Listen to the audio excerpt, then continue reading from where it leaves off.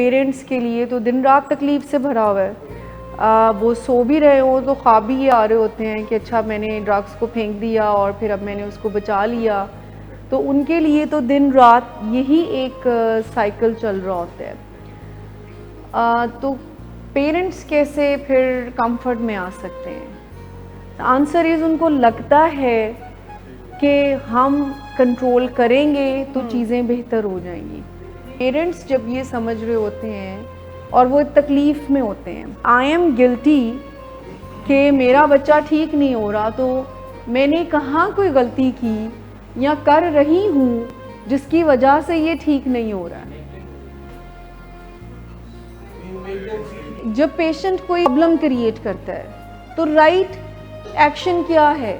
देखिए, अगर मैंने कोई प्रॉब्लम क्रिएट की, ठीक, और मैं आपसे को मिसाल के तौर पर हम टीम वर्क कर रहे होते हैं ना, पेशेंट, फैमिली और हम मिलकर काम कर रहे होते हैं। सो अगर कोई स्लिप या रिलैप्स हो जाता है, इस बात की कितनी वर्थ है कि मैं ऑल द टाइम आपको या फैमिली को कहती रहूं कि अच्छा मैं बताती रहती थी ना आपको, ये अब आपने नहीं किया ना, now this is the consequences you have to face. सबसे बड़ी जो नुकसानदेह बात होती है ना, वो ये होती है कि जब आप भी इस पे बिलीव करना, फैमिलीज इस पे बिलीव कर रही होती कि जो पेशेंट अपनी बीमारी की वजह से इंड्यूस करता है उनके अंदर गिल्ट। पेशेंट का कसूर मैं इसलिए नहीं कहूँगी क्योंकि ये उनके तरीके हैं, ये डिनाइल के पैटर्न है ना। अगर वो मान जाएं कि ये तो बहुत ही डेंजरस सी प्रॉब्लम है, ये तो मुझे सबसे ज़्यादा नुकसान पहुंचा रही है, किसी को तो नहीं, तो मसला ही हल हो जाए। लेकिन जब कोई ड्रग करता है या कोई रॉन्ग एक्शन करता है, उसकी सबसे पहली तकलीफ उसको खुद को होती है। मैं आपकी पूरी तवज्जो चाहूँगी, जब भी कुछ गलत होगा, जब भी कोई गलत करेगा, उसकी सबसे पहली तकलीफ उसको होगी।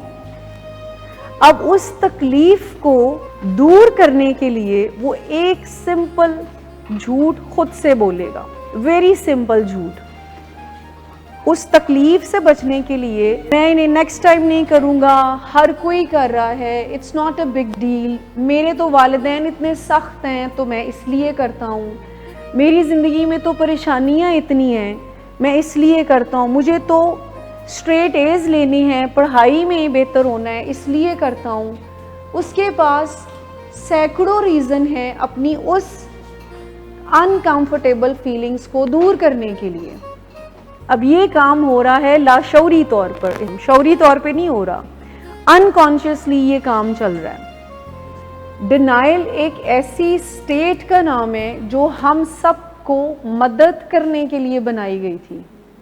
यानी ये एक ऐसा अनकॉन्शियस रिस्पॉन्स है जो हमें ऑटोमेटिक, जो हमें तकलीफ से बचाता है, ठीक, फौरन हार्श रियलिटी से बचाता है।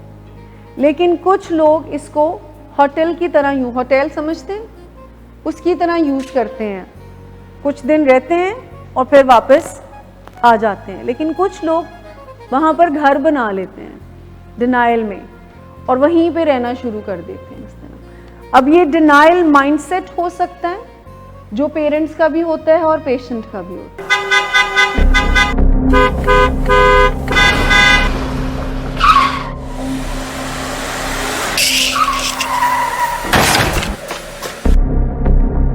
घटिया इंसान, इतनी देर से गेट क्यों खोला? सोए हुए थे तुम क्या? सर मैंने तो मिनट भी बकवास ना कर तुम मेरे साथ। क्या कर रहे हैं आप? अब्बा जी घर पे हैं, नशे में गालियां दे रहे हैं, खुदारा होश में आए। क्या हो गया आपको? होश में कैसे आऊं? सारा किया धरा इन्हीं का तो है।